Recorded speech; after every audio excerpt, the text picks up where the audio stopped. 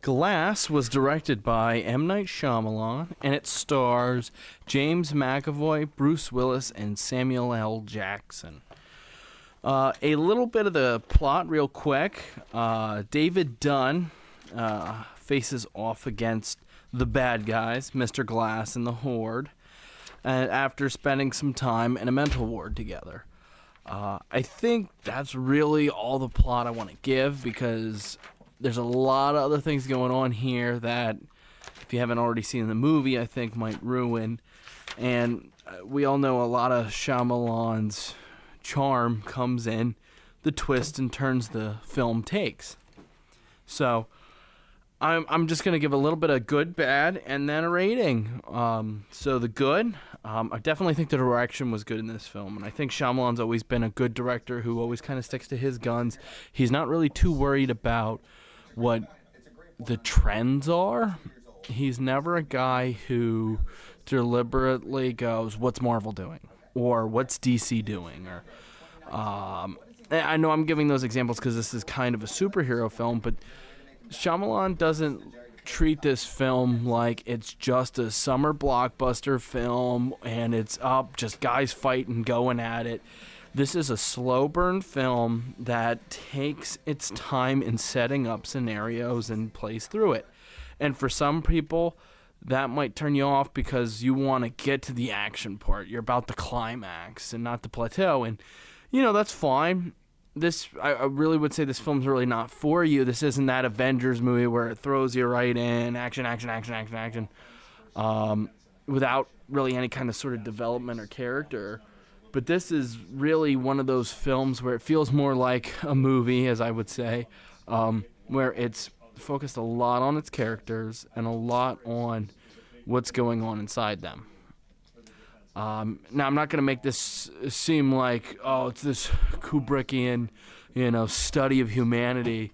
No, but there are some interesting themes that are brought up in this film, and I really think Shyamalan does a really good job of keeping control of that and getting good performances out of all the actors. I really don't think there's a bad performance in this movie, so another positive is the acting. I think McAvoy really knocks it out of the park with this, just like with Split.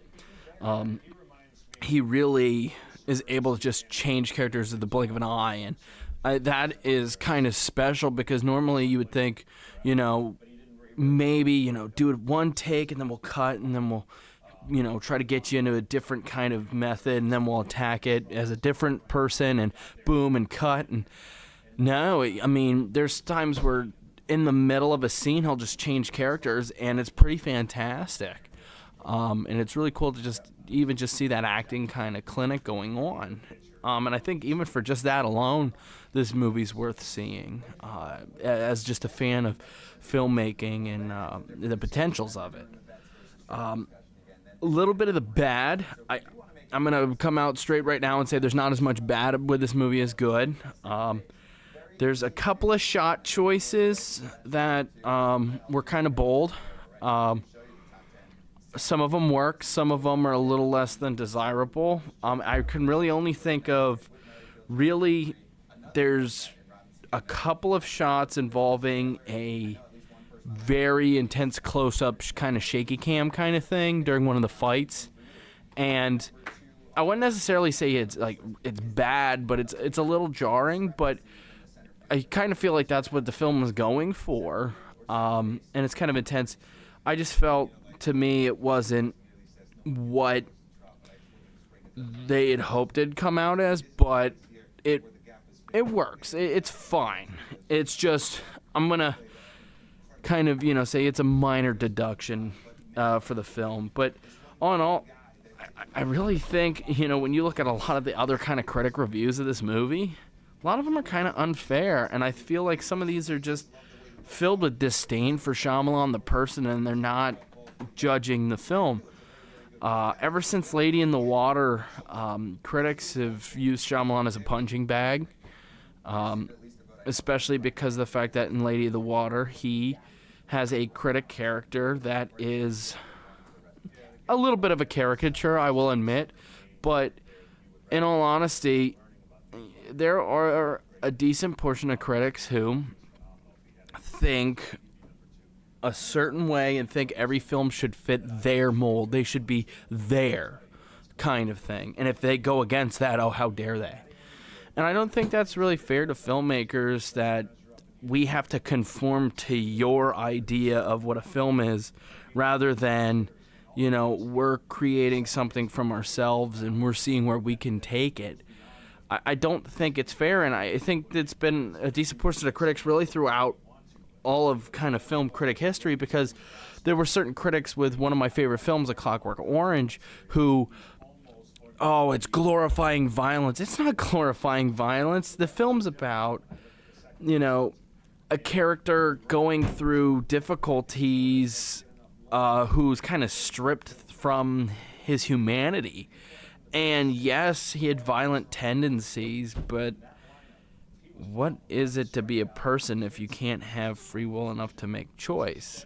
And yes, I know some people would say, well, bad people deserve to be horribly punished and should be destroyed and all other kinds of stuff. And maybe you feel that way as a listener, and that's perfectly fine. But I really don't think it's fair to say that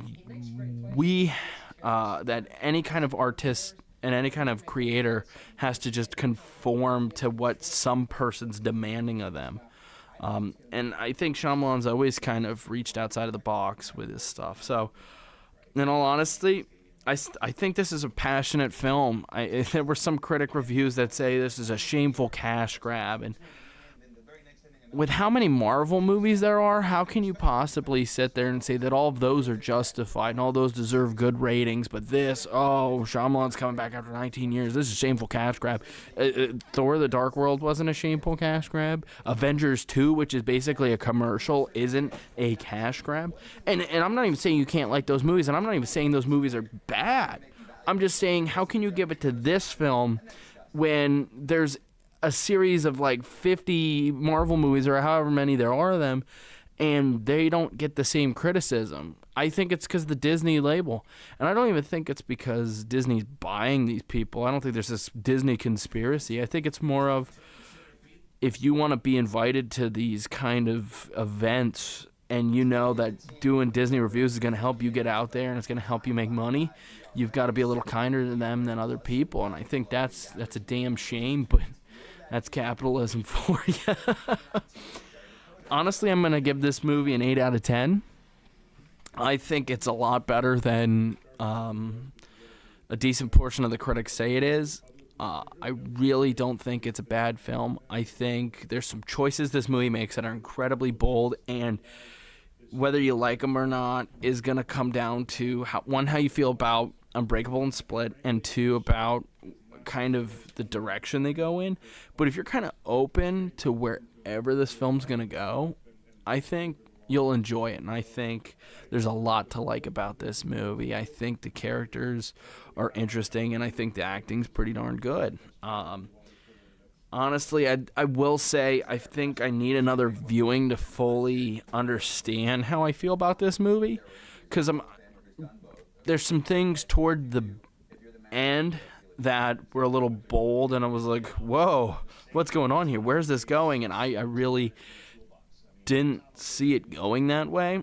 And it kind of felt a little bothersome, but I kind of began to accept it. And the more I accepted how this film went and how it ties in with the other films and kind of the whole nature of everything, I think this is a solid film that I think is definitely worth watching.